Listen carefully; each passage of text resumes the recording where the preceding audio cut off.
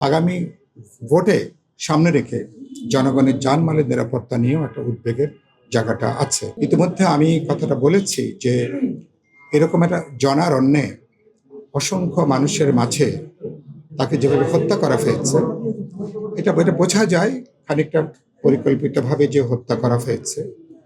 এবং তারপরে আমরা দেখেছি যে বেশ কিছু ভিডিও ফুটেজ ইতিমধ্যে গণমাধ্যমে আপনারা প্রকাশ করেছেন।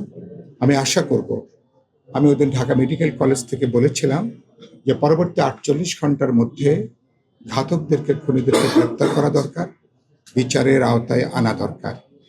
এবং আমি বলেছি এই ঘটনার দায় দায়িত্ব অবশ্যই সরকারের, বিশেষ করে স্বরাষ্ট্র মন্ত্রণালয়ের।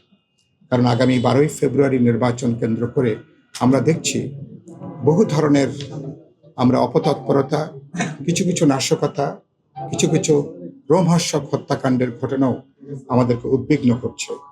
শরীফ ওসমান হাদির মর্মান্তিক মৃত্যু এবং এরপরে সেই শোক কাটাতে না যেয়ে দেশনেত্রী বেগম খালেদা জিয়াকে আমাদের হারাতে হয়েছে। সেই বেদনার ভার বহন করার আগেই আবার এখানে আমাদের মোসাব্বিরকে আমাদের হারাতে হয়েছে। আমরা আর কোনো মায়ের বুক আমরা খালি হওয়া দেখতে চাই না। আমি সরকারের কাছে দাবি জানাবো, তারা সর্বোচ্চ পেশাদারি দক্ষতায় খুনিদেরকে, ঘাতকদেরকে গ্রেপ্তার করবেন, আইনের আওতায় আনবেন।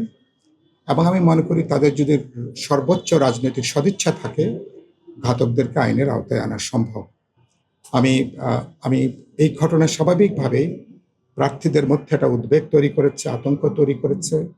যারা সাধারণ ভোটার জনগণ, তাদের মধ্যে উদ্বেগ, উৎকণ্ঠা তৈরি করেছে। আগামী ভোটে সামনে রেখে জনগণের জানমালের নিরাপত্তা নিয়েও একটা উদ্বেগের জায়গাটা আছে। ফলে প্রার্থী, জনগণ, ভোটার, ভোট কেন্দ্রের নিরাপত্তাও কিন্তু এটা অত্যন্ত গুরুত্বপূর্ণ বিষয়। কেউ কেউ চেষ্টা করবে আগামী নির্বাচনকে বানচাল করবার জন্য, দেশকে একটা অস্থিতিশীল অবস্থা নিয়ে যাওয়ার জন্য।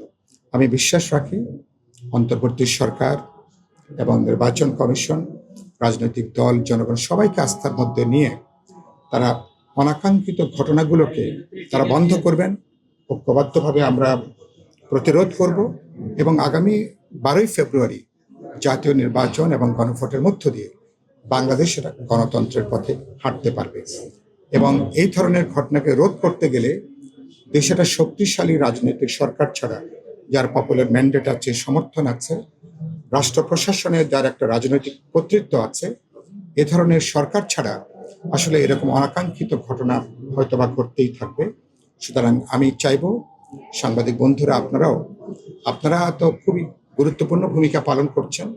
আমি মনে করি গণমাধ্যম, আপনারা একটা পেশাদারি দায়িত্ব থেকে আপনারা এই ধরনের সন্ত্রাসী তৎপরতার বিরুদ্ধে বরাবরই আপনারা সোচ্চার, এখনো সোচ্চার থাকবেন, মানুষকে সচেতন করবেন। এবং আগামীতে আমরা ছোটখাটো চ্যালেঞ্জ মোকাবেলা করে নির্বাচনের মধ্য দিয়ে যেন আমরা আমাদের ভবিষ্যতের পথটা আমরা নিশ্চিত করতে পারি, সে যাত্রায় আমি নিশ্চয়ই আপনাদের সবার সহযোগিতা চাই।